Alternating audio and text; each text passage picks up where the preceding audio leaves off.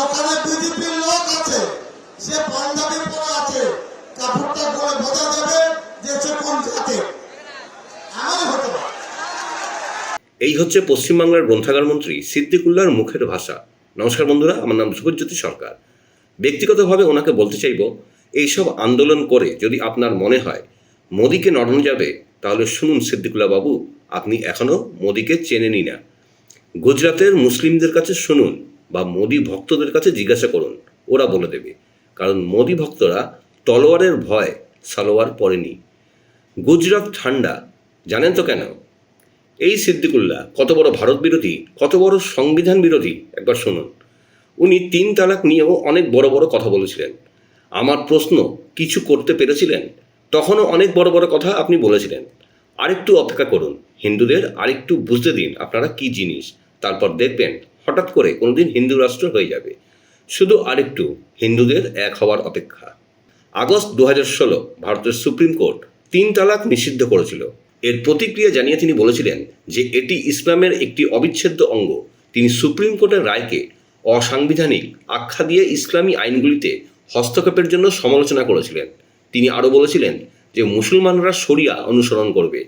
এই সিদ্দিকুল্লাহ শেখ হাসিনার নেতৃত্বাধীন বাংলাদেশের সরকারের সমালোচনা করেছেন। তিনি রাজাকারদের সাথে 1971 সালের বাংলাদেশের মুক্তিযুদ্ধের সময় পাকিস্তানি সেনাবাহিনী দ্বারা পরিচালিত একটি আধা সামরিক বাহিনী আচরণের জন্য সরকারের সমালোচনা করেছেন। সেই রাজাকারদের তিনি ধর্মীয় নেতা হিসাবে প্রশংসা করেছেন। তিনি আরও বলেন, ধার্মিক নাগরিকদের ওপর হামলা করা বাংলাদেশ সরকারের ষড়যন্ত্রের একটি অংশ। অর্থাৎ সোজা ভাষায় এটা বুঝে নিন, মুক্তিযুদ্ধের সময় পাকিস্তানের সমর্থনে ছিলেন এই সিদ্দিকুল্লাহ। সিদ্দিকুল্লাহ চৌধুরীর অভিমত, মুসলমানরা যেন দেশের অন্যান্য নাগরিকের কাছ থেকে বা সরকারের কাছ থেকে দেশপ্রেম না শেখেন। তার মতে, মুসলমানরা যদি ভারতের স্বাধীনতা সংগ্রামে অংশ না নিত, তবে ভারতকে স্বাধীন হতে আরও 100 বছর সময় লাগত। মুসলিমরা স্বাধীনতা সংগ্রামে কত লড়েছিলেন সেটা ভারতবর্ষের মানুষ খুব ভালো করে জানে। মুসলিমরা কত লড়েছে সেটা B.R. আম্বেদকরও বলে গেছেন তার বইতে। আর যদি লড়েও থাকেন, তাহলে আলাদা দেশও আপনারা নিয়ে গেছেন তার পরিবর্তে। তিনি বলেছিলেন যে ভারত যদি হিন্দু রাষ্ট্রে পরিণত হয়, তবে ভারত ভেঙে পড়বে। তখন সময় আলাদা ছিল, কিন্তু এখন জোর দিয়ে বলতে পারি ভারত হিন্দু রাষ্ট্র খুব তাড়াতাড়ি হবে। অপেক্ষা করুন। 1920 সালে মোহনদাস করমচাঁদের হাতে 1 লক্ষ টাকা জমিয়ে দিয়েছিল মহাত্মা গান্ধীর নেতৃত্বে ভারত স্বাধীন হবে বলে। এটা আমাদের দেশ। আর আমরা ভারতের সংবিধান মেনেছি। পাকিস্তান, বাংলাদেশ আমাদের দেশ নয়। দুবাই, কুয়েত, আমেরিকা আমাদের দেশ নয়। আমরা ভারতীয়, মরলেও এই মাটিতে আমরা যাব। দেশ প্রেম শেখাতে হবে না। অনুরোধ জানাবো, সময় অনেক হয়েছে, আপনারা এই কাগজ আমরা দিচ্ছি, এই কাগজ নেবেন, সই করে করে পাঠাবেন। আপনাদের কাছে অনুরোধ করছি, শুনবেন।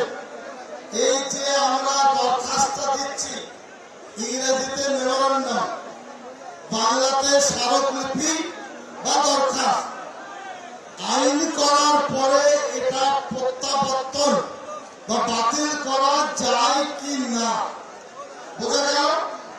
এই যাই করা যায় কিনা তার একটা খতিয়ান আমি আপনাদের দিচ্ছি।